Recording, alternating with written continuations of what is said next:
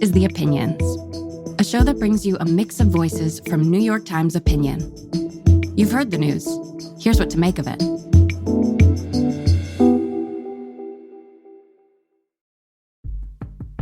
I'm Patrick Healy, deputy editor of New York Times Opinion.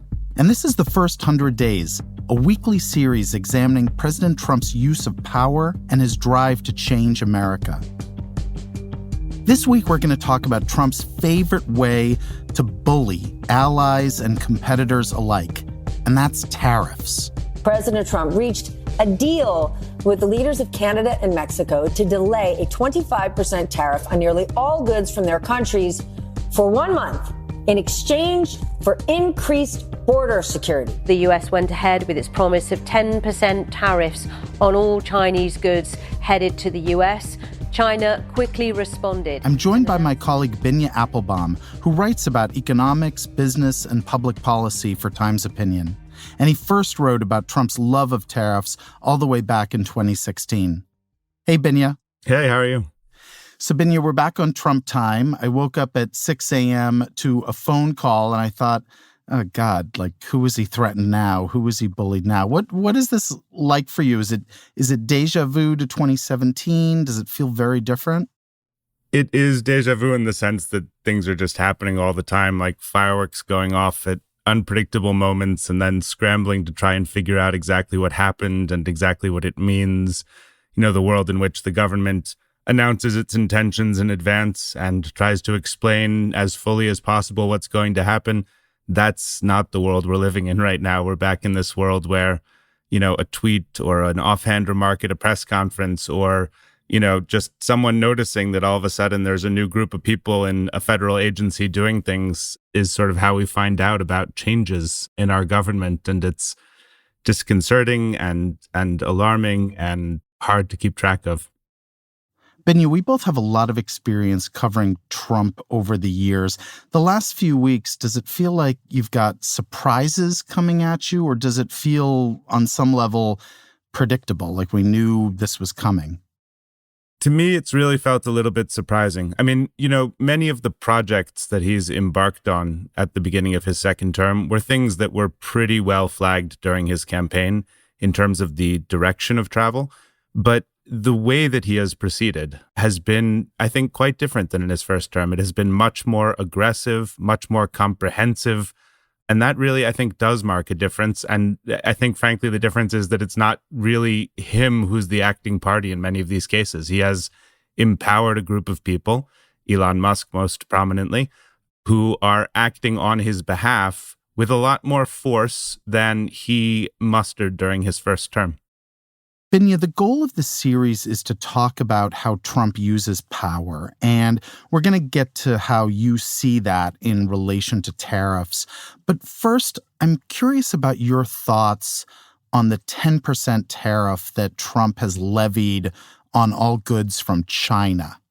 Explain what's the goal here and how it's playing out so far and what you expect for U.S. consumers. Tariffs are a tax, and taxes increase prices. So I think the basic expectation is that companies that are importing goods from China and paying these tariffs are going to seek to raise the prices that they charge, either to retailers or directly to consumers, and that the cost of these tariffs will be substantially passed on to American consumers. And one important thing to note about that is it's not just the price of the stuff from China that goes up. The whole point of a tariff is to create room for other retailers to also raise their prices so that goods made in America can compete or goods that come from other countries can compete. And so you'll see broad-based increases in prices to adjust to the cost of the tariffs. Binya, what do you think Trump is up to? Is it a classic trade war? Is it an opening bid to President Xi as part of a broader competition for dominance? Or, and I'm especially curious about this, is Trump really serious in his head about remaking the U.S. Treasury and American wealth through his external revenue service scheme with big tariffs? I think the part of this that is clearest, and it is one of Trump's most enduring and consistently expressed beliefs, is that he genuinely does regard trade with China as bad for the United States. I think that that is actually an ideological commitment to which he holds very strongly. And so on a very basic level, one can read these tariffs as an expression of that view. He thinks trade with China is bad, and he is trying to discourage it. That said, I think everything Trump does is transactional. He views the world as a constant negotiation, and he is always open to using his tools as leverage to secure other things that he wants. During his first term, he was quite explicit in presenting his tariffs as a tool to bring the Chinese to the negotiating table. I don't think that is as top of mind this time around. I think there's a recognition that the Chinese aren't particularly interested in playing that game, but I don't doubt that Trump would be willing to negotiate if he saw an advantage in it. That's always part of his mindset. Binya, I'm so interested in what you said about the notion that Trump sees trade with China as bad. What are the potential knock-on consequences of that? I mean, have we even begun to see how far this could escalate, or do the laws of political and economic gravity probably always curtail a trade war from not getting too out of hand? You know, the first time I ever interviewed Donald Trump was for the first big piece that I wrote about his views on trade. This is back in 2016. And the point I made in that piece was that he really is reincarnating a perspective on the world known as mercantilism, which was the view that nations are losers when they spend money to import goods, that sort of the measure of a nation's wealth and well-being economically is to be a net exporter of goods. And this is a view of the world that was prevalent in a much earlier period, really before modern capitalism took hold. And it basically is sort of an expression of a worldview in which nations are competing with each other. And the international economy is a zero-sum game. And if China is winning, then the United States is losing, and vice versa. And this is really how Trump sees the world on a very fundamental level. And the transformation of international dynamics is potentially enormous. And the cost to the welfare of societies that have been built up around these exchanges is potentially enormous as well. So, Binya, we've got one clear economic tool Trump's using against China. Let's talk about Mexico and Canada, because that seems different. Trump threatened 25% tariffs on goods from Mexico and Canada. And then kind of lo and behold, we heard that Mexico and then Canada had reached these deals with Trump, and the tariffs would be delayed for 30 days. And, who knows what'll actually happen here. He got these promises of increased border security from both countries, and his supporters and his base are treating this as a win and as a sign of Trump's negotiating genius. But I think here we're also looking at a reprise of Trump's whole approach to, frankly, the world as just a deal. You're always trying to get the better of friend and adversary alike. But why start off by putting the squeeze on our friendly neighbors? What do you think he was up to? I think Trump is a bully. And I think he recognized weakness. And I think he recognized that Mexico and Canada are singularly intertwined with the American economy, singularly dependent on their ability to import into the United States and export from the United States. And therefore, they were vulnerable and could be pushed. Any reasonable assessment of America's foreign policy problems does not begin with Canada as our major sort of problem. Yeah. But for Trump, what Canada does have that no other nation has is vulnerability. They're weak. And in his language and in his method of doing business, that makes them priority number one, because they and Mexico were the nations from which he could most easily obtain concessions and demonstrate his strength. And those are things that are very important to him. I want to ask you kind of a devil's advocate question. If you're president of the United States and you think you can get basically better deals with any country in the world, ally or adversary, why not do that on behalf of the American people?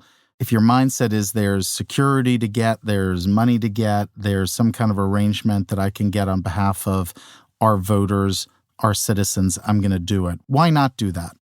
There's a very famous test in psychology called the Marshmallow test, which basically you put a kid in a room, you put one marshmallow in front of them, and you tell them that you're going to come back in several minutes. And if they have not eaten the marshmallow, you will give them a second marshmallow and they can eat both of them. Okay? Donald Trump, much of his sort of approach to life is to systematically fail the marshmallow test at every opportunity. He always eats the first marshmallow as soon as it's on the plate in front of him. He can't resist. And that's he can't resist. He can't and doesn't think he should. And that's what's going on here. The easy thing to do is to eat the marshmallow of compelling Mexico and Canada to concede to us on, whatever set of issues he regards as important. The reason that you should wait for the second marshmallow is that the long-term interest of the United States is best served by having close partnerships with these nations on several levels. In the first place, we share long borders with them, and our peaceful relationship with them has been a huge advantage to the United States over the centuries. Being able to manufacture goods across North America rather than just in the United States is a force multiplier in our competition with China. And so, one thing that one really needs to focus on here is if you believe that China is, big picture, the greatest threat to the United States, what you want to be doing is assembling an alliance in opposition to China. You want to be bringing your friends closer and making common cause with them in this effort to protect democracy and our system of government and our way of life. And instead taking advantage of those countries and squeezing them and bullying them and making them resent you is not a good formula in the long term for pursuing the national interest of the United States. It's just eating the first marshmallow. You've captured so well that impulsive thinking, that sort of short-term thinking. But at the same time, Trump sees his own genius as not doing the expected thing. He's someone who kind of abhors tinkering around the edges. So it doesn't surprise me that Trump was going to act like a god, that he wanted to be a god. But what did surprise me is that so many other people would treat him as if he was a god, and not just his own party, but Democrats in some way. They have so much experience dealing with Trump, and yet at least in these first few weeks, it doesn't feel as if they've really figured out on a strategic level or political level or messaging level how to cope or contain or fight back against him. I mean, Binya, you're based in D.C. I'm really curious what the mood is just like there in week 3 of Trump as he upends things, not just with other countries, but also with federal workers and agencies, which he seems to be at war against. Shock and disbelief. People are experiencing something that they don't have a context to process. They don't know what to do. They don't know how to push back. I've watched with sort of bleak fascination this basic faith many Democrats seem to have that if the right lawsuit is filed, this will all stop. There's just this real conviction in the Democratic Party that the necessary response here is to go to court and to find a judge who will tell Trump to stop doing these things.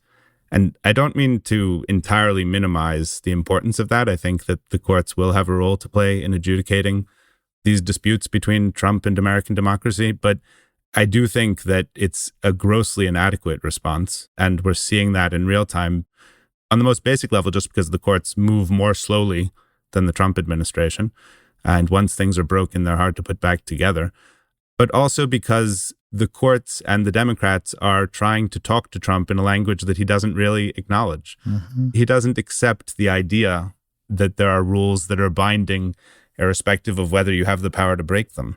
In his view, the power to break a rule is justification for doing it. And Democrats are learning that lesson repeatedly, or perhaps I should say they're not learning that lesson repeatedly, because at least thus far, it really is striking how little effort we've seen to push back, to articulate sort of a coherent opposition, to try to stand up to this guy. That's something that really has not coalesced yet. And I think it's in part because he's playing a different game than they are, and they haven't figured out the rules yet. And yeah, I got to say, the people around Trump who I talk to, they are loving this. They see the Democratic Party as the party of lawyers, and they see the Republican Party as the party of leaders. And they feel like, the majority of voters believe that too. And that if the Democrats just sort of tie themselves up in process or weak tea news conferences, they're going to get stampeded. I mean, that's the Republican view. And I realize this is week 3, but I just find myself this morning thinking about Trump's form of bullying with, putting Jordan and Egypt on the defensive over this scheme to turn Gaza into a real estate development project, and the jawboning with Denmark over Greenland and Panama over the canal, and just wondering if his strategy is grind them down, and in time he'll create a new acceptability among countries and among American voters about what is possible. I mean, this is a guy who wants to be remembered by history as an utterly transformative president, who added territory and added wealth and redefined America. And I just find myself thinking, whether it's the Democrats or the Republican Party or other countries, is anyone going to stand up to him? Is anyone going to call the bluff or punch the bully back in the face? Or is it just going to be a lot of people eating Trump's dust? My own guess is that the answer is inevitably yes. There will be people who emerge to stand up to him just because, there is another side to this debate and it's going to find its leaders. There's not anything like a broad consensus in American society in favor of these changes. Trump's supporters are fervently mobilized, in favor of his project. But, it was a very close election, and a lot of people in this country are equally bitterly opposed to much of what he's doing. The question in my mind is whether the people who are currently installed in the role of leaders of the other side of our political divide are the ones who are going to be able to do that. Because all of their instincts seem to be misplaced. All of their efforts feel weak or late or irrelevant. On a very fundamental level, a lot of the Democratic reaction to Trump for 8 years now has been to repeat, it's complicated, it's complicated, it's complicated. And I'm hardly alone in saying this, but they have needed an affirmative message for 8 years now to juxtapose with Trump's affirmative project of here's what we're going to do. Yeah. And I think that until Democrats do that, they're going to find it very hard to effectively oppose Trump. There will be holding actions and places where he's blocked and things that it turns out he can't do. But, he will remain on the offensive and Democrats will remain on the defensive until they can articulate a coherent alternative to Trump's vision for America. I think that's really true. Binya, stay away from the first marshmallow. Enjoy the 2 marshmallows. Thanks for talking to me. Thank you.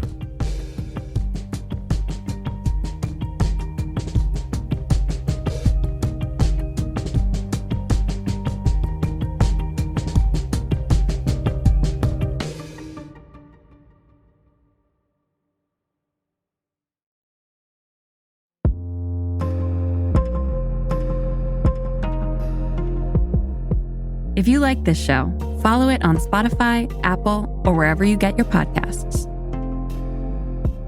This show is produced by Derek Arthur, Sophia Alvarez-Boyd, Vishaka Durba, Phoebe Lett, Christina Samuelewski, and Jillian Weinberger. It's edited by Kari Pitkin, Allison Bruzek, and Annie Rose Strasser. Engineering, mixing, and original music by Isaac Jones, Sonia Herrero, Pat McCusker, Carol Saburo, and Afim Shapiro. Additional music by Amin Sahota. The fact-check team is Kate Sinclair, Mary Marge Locker, and Michelle Harris. Audience strategy by Shannon Busta, Christina Samuelewski, and Adrian Rivera. The executive producer of Times Opinion Audio is Annie Rose Strasser.